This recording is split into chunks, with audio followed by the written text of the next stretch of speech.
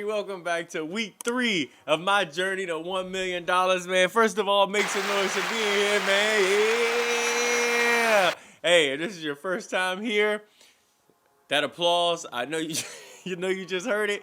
We do that every single video. Why? Because if you can't cheer for yourself, you are not going to win in life, man. If you always looking for that outside validation to complete you, then at what point are you going to be able to just push through on your own? Because, a lot of things that you're going to do for yourself, they're going to happen behind closed doors when ain't nobody watching, when ain't nobody looking. And so if you can't cheer for yourself, yeah, you ain't going to be able to make your dreams happen. All right. So let's get right into it. You feel me? And first of all, if you've been enjoying this series, definitely hit that like button. As you already know, it helps the algorithm. Subscribe and, man, comment your thoughts below at the end of the video. I always enjoy to be able to read any comments that I get. Naturally, I'm going to respond back, let you all know my thoughts on things, but let's do it. So now that we are in week 3, okay, of my journey to $1 million, I've just learned so much. I'm not even going to lie to you all. And one of the things that I want to share right off the back that I believe would also assist a lot of other people on their journeys is this. Have you ever found yourself asking people who are in positions where you want to be? Maybe this is someone you need to be able to network with to be able to make it to that next level. Have you ever found yourself asking the wrong questions? And then when that connection is done, it doesn't actually go anywhere. Yes, you met the person, but it meant nothing. Honestly, you got your picture, you went about your business. You might go tell people that they'll recognize you again. They won't. And you didn't make a big enough impact. And so today I want to share the approach that you should have or should take when dealing with people who you want to network with or you want to learn from. You feel me? And definitely go check out my podcast. I do a great job of that when I'm talking with other entrepreneurs out here in LA, and just even the way that I'm picking their brain on the things going through their head. So those are the type of conversations that you want to try to have with people to just learn more about their mindset and not just how can you put me on? How can you make me successful? Do you know what I mean? It's too much about me, and you're never going to get it. So today, I want to just cover some questions that you should go over instead of just trying to be put on. So one is, naturally, I had to write them down. There's no way I was going to remember them all. So one is, what steps did you take? And do you think people should replicate the formula you've done?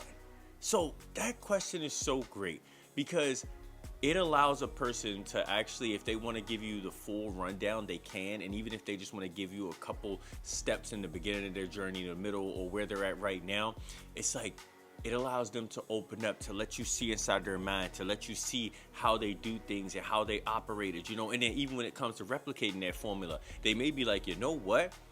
If you're at that stage, this could work for you. Or actually, you don't have the same connections that I have at the point you got, so you might want to go a different route, but they could give you even insight to your current situation to help you get over that obstacle, to get over that hill, to be able to become successful, okay? So that is one definitely great question to ask people when you run into them and you want to learn from. It'll help you a lot. Another one is, at what point did you know XYZ was your purpose, okay?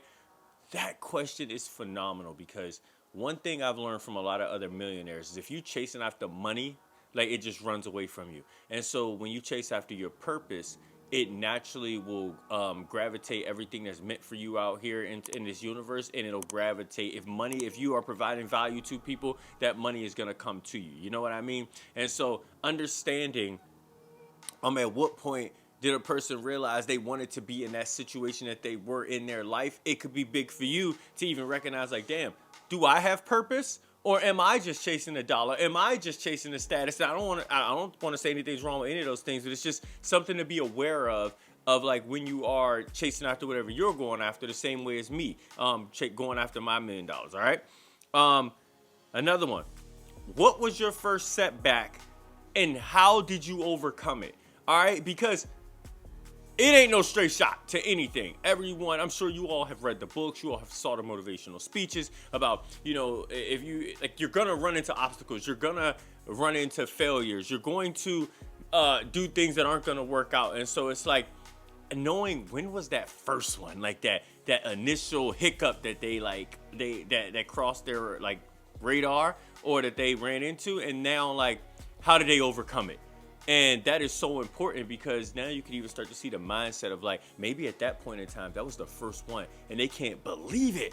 They were in shock and they almost gave up on everything, or maybe it's the opposite where they're just like, hey, I knew it was going to be part of everything. And so like when it happened, and so you could just get so much context to what happened in their mind because you have probably run across obstacles. Gosh, I've run across obstacles and it's already been, it's only the first of the year. Like, but it's like you just realize those things just come with the journey that you're on. So that's another great question to ask. Another great one for you all is, when you look at your actions today, would you look at your actions today as standards that you just live by or as habits that you execute?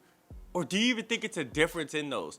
Man, that one is so important to me because like my motto for this year is standards, okay? Not habits. Build standards, not habits, right? And the reason is because I just feel like when you live to a certain standard, it's just, when things got to get done. It don't matter what time they get done, but they need to get done in that day. And I just feel like for myself, when I was building habits, which I do think you need to go through all the stages, if things weren't done at a certain time, that habit could a lot of times be overlooked. But when something is just like a standard, it's like, I don't care what time it is. I said I had these things to do today and I'm going to get it done. Or maybe even how you approach something in general. It's just like, listen, this is my purpose. This is my calling. Like, this is how I just live, or some people just might prefer habits. But I think it's another great question to ask.